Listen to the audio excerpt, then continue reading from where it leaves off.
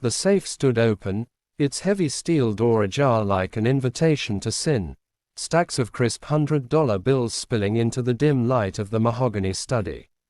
Victor Langston, the millionaire CEO whose name adorned skyscrapers and charity galas alike, sat in the shadows, his heart pounding not with fear but with a desperate, aching hope. For years, he had built an empire, amassed wealth beyond imagination, but tonight, in the silence of his sprawling mansion, he was testing something far more valuable than money: trust. His maid, Clara, a woman whose quiet presence had become the only warmth in his cold, lonely world, would soon walk through that door. Would she take the money and run, as so many had before her? Or would she prove that goodness still existed, even in a heart as battered as his own? The answer would change everything. If you believe in kindness, second chances, and the power of trust, please hit that like button, leave a comment, share this story, and subscribe to Kindness Speaks. Your support helps us share more stories that touch the heart and inspire the soul. Victor Langston was not always a man of suspicion. Decades ago, he had been a dreamer, a young entrepreneur with a spark in his eyes and a belief that hard work and honesty could conquer the world. He had built Langston Enterprises from a single software patent into a global tech giant, his name synonymous with innovation and success. But the higher he climbed, the lonelier the summit became. Friends turned into opportunists, lovers into gold diggers, and even his family, his own brother, had betrayed him, siphoning funds from the company during its vulnerable early years. The betrayal had carved a wound so deep that Victor had sworn never to trust again. He locked his heart away, just as he locked his millions in the safe, and surrounded himself with luxury to mask the emptiness within. His mansion, a sprawling estate on the outskirts of the city, was a monument to his success, but also to his isolation. Crystal chandeliers hung over empty dining halls, and marble floors echoed with the silence of a life unlived. At 62, Victor was a man who had everything, except someone to share it with. Clara Martinez entered his life almost by accident. She was 45, a woman with weary eyes and hands roughened by years of labor. A single mother who had raised her son, Mateo, on a housekeeper's wages, Clara had a quiet dignity that intrigued Victor from the moment she arrived for her interview. Unlike the others who applied for the job, she didn't fawn over his wealth or name-drop his achievements. She simply promised to work hard and keep his home in order. There was something in her gaze, resilience, perhaps, or a flicker of kindness, that made Victor hire her on the spot, though he told himself it was purely practical. For 3 years, Clara cleaned his mansion, polished his silver, and dusted his shelves, her presence a constant yet unobtrusive thread in the fabric of his solitary life. She never asked for more than her paycheck, never lingered too long in his presence, but Victor began to notice the small things, the way she arranged fresh flowers in the foyer, though he'd never asked her to, the way she left a thermos of coffee on his desk during late-night work sessions, the way her soft humming filled the house with a warmth he hadn't felt in years. These acts, small and unassuming, began to chip away at the walls around his heart, though he dared not admit it. The idea to test Clara came to Victor on a sleepless night, as rain lashed against the mansion's windows and memories of past betrayals haunted him. He had trusted before, his brother, his ex-wife, his former business partner, and each time, he had been burned. Clara seemed different, but how could he be sure? The world had taught him that everyone had a price, that loyalty was a myth peddled by those who wanted something in return. So he devised the test. He would leave his safe open, filled with more cash than Clara could earn in a lifetime, and install a hidden camera to watch her every move.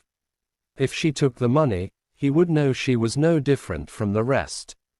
If she didn't, he might dare to believe in something he had long thought impossible. The plan was cold, calculated, like the business deals that had made him rich, but beneath it lay a yearning so raw it frightened him. He didn't want Clara to fail, not really.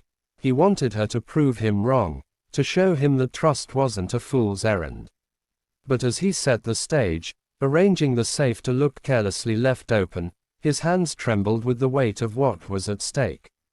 The next morning, Clara arrived at the mansion as she always did, her worn sneakers squeaking faintly on the polished floors. Victor watched from his study's hidden monitor, his breath shallow, as she began her routine. She dusted the bookshelves, vacuumed the Persian rugs, and polished the brass fixtures, her movements steady and unhurried. When she entered the study, Victor's heart lurched. The safe was impossible to miss, its door slightly ajar, the stacks of cash glinting under the desk lamp. Clara paused, her cloth still in hand, and Victor leaned closer to the screen, his pulse hammering in his ears. She stepped toward the safe, her expression unreadable, and for a moment, Victor was certain she would reach inside. Instead, she froze, her eyes narrowing as she glanced around the room, as if sensing something amiss. Then, to his astonishment, she turned away, resuming her cleaning as if the safe didn't exist. Victor's breath caught, a mix of relief and disbelief washing over him. But the test wasn't over. He decided to push further, leaving the safe open for 3 days, each day increasing the temptation by adding more cash, more jewelry, even a diamond-encrusted watch he knew Clara had once admired. Each day, she saw it.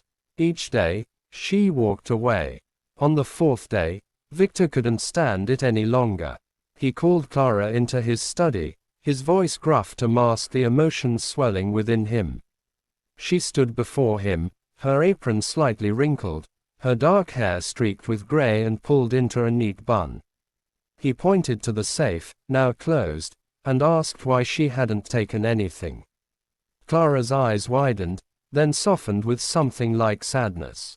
She told him she had noticed the safe the first day, had seen the money, the jewels, the watch. She admitted it was tempting, not for herself, but for Matteo, who was struggling to pay for college, for medical bills that had piled up after her sister's illness. But she couldn't take it, she said, because it wasn't hers. Because she knew what it was like to be betrayed, to have trust broken, and she would never do that to someone else, especially not to him. Her words were simple, but they hit Victor like a tidal wave, cracking open the defenses he had spent decades building. He saw, in her eyes, a mirror of his own pain, but also a strength he had forgotten existed, a strength born of integrity, of choosing right over easy. Over the next few weeks, Victor found himself seeking Clara out, not as a maid but as a person. He asked about her life, her son, her dreams. She spoke hesitantly at first, unused to being seen, but gradually shared stories of her childhood in a small village, her struggles as a single mother, and her quiet pride in Matteo's determination to become a doctor. Victor listened, captivated, realizing that Clara's life, though modest, was richer in meaning than his own. He began to change, small gestures at first. He paid off Matteo's tuition, claiming it was a company scholarship. He invited Clara to join him for coffee in the garden, where they talked about everything and nothing. The mansion, once a mausoleum of his loneliness, began to feel like a home. Clara, too, seemed to change, her smiles brighter, her steps lighter, as if she sensed the shift in him. But Victor still carried the weight of his test, the guilt of doubting her. One evening, as they sat by the fireplace, he confessed everything, the camera, the safe, his fear of betrayal. Clara listened quietly, her face unreadable, and when he finished, she simply nodded. She wasn't angry, she said, because she understood what it was like to be hurt, to guard your heart. But she hoped he could learn to trust again, not just her, but himself.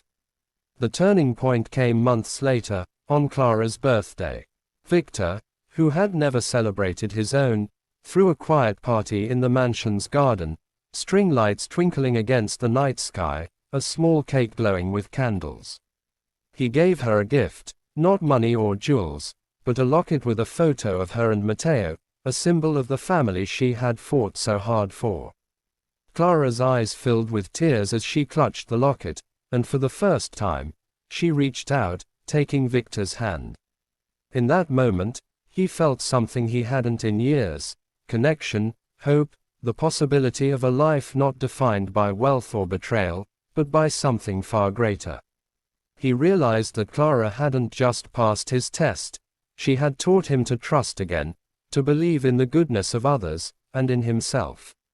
The mansion, once a fortress, was now a place of warmth, filled with the laughter of Clara's visits with Matteo, the aroma of her cooking, the quiet moments they shared. Victor Langston, the lonely millionaire, was no longer alone. If this story touched your heart, if it reminded you of the power of trust and kindness, please like, comment, and share this video. Subscribe to Kindness Speaks, and let us know in the comments below, what's a moment in your life when someone's kindness changed everything? Your stories inspire us, and we can't wait to read them.